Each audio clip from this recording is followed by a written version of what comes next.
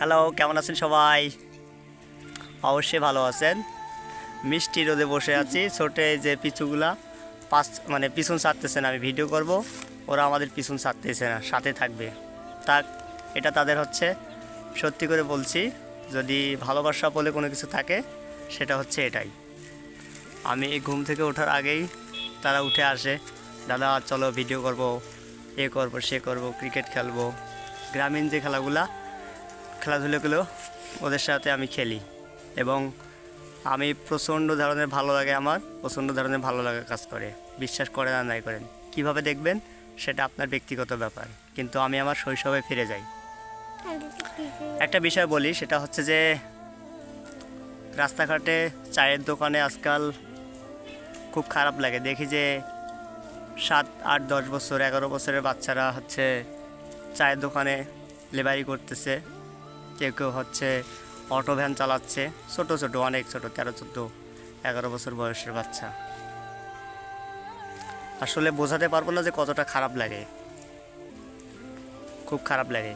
অনেকের সাথে কথা বলি, হচ্ছে তারা দেখা যাচ্ছে যে কষ্ট লাগে এই বিষয়টা যে অনেকেরই বাবা নেই, অর্থাৎ দেখা গেছে যে হচ্ছে বাবা নাই বলতে মায়ের সাথে বাবার কোনো সম্পর্ক নেই, সম্পর্কটা ছিন্ন। যে কারণে হচ্ছে তার এই বয়সে, অর্থাৎ ওই 8, 9, 10, 11 বছর বয়সে তার নিজের দায়িত্বটা না ভাইয়া নিজের কাঁধে নিতে বাধ্য হয়েছে।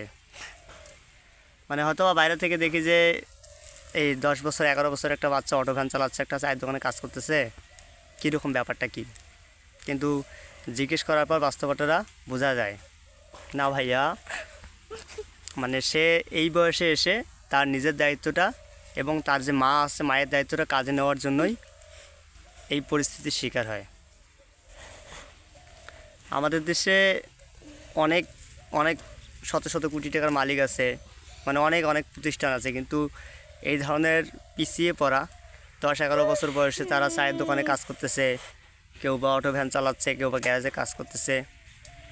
এদেরকে শিক্ষার আলোয় শিক্ষিত করা, এদেরকে দেখাশোনা করা, অর্থাৎ তার বাবা নেই, তার বাবা তাদেরকে ছেড়ে চলে গেছে, দায়ভার নেয় না, এদের জন্য কোনো কিছু করার মতো সেরকম মনে হয় কোনো প্রতিষ্ঠান নেই। যে কারণে হচ্ছে তাদের একটা ধীরে ধীরে অন্ধকার ভবিষ্যতের দিকে এগিয়ে যেতে হয় এবং তারা শিক্ষার আলো থেকে বঞ্চিত হয়। বিশ্বাস করেন, তাদের জন্য আমার প্রচণ্ড কষ্ট হয়, কিন্তু কিছু করার নেই। দেখুন, একটা চায়ের দোকানের ডিউটি শুরু হয় সকাল 6টা বা 5টা, 5:30 থেকে। এই প্রচণ্ড শীতেও আমার কাছাকাছি একটা ছেলে আছে যে হচ্ছে সে ভোর 5টা, 6টা, 6:30টার মধ্যে এসে প্রেজেন্ট হয়, যখন তার ঘুমানোর কথা ছিল সকাল 8টা পর্যন্ত। 8টায় উঠে মায়ের হাতে ভালো খাবার খেয়ে স্কুলে যাওয়ার কথা ছিল, কিন্তু সে সেটা থেকে বঞ্চিত।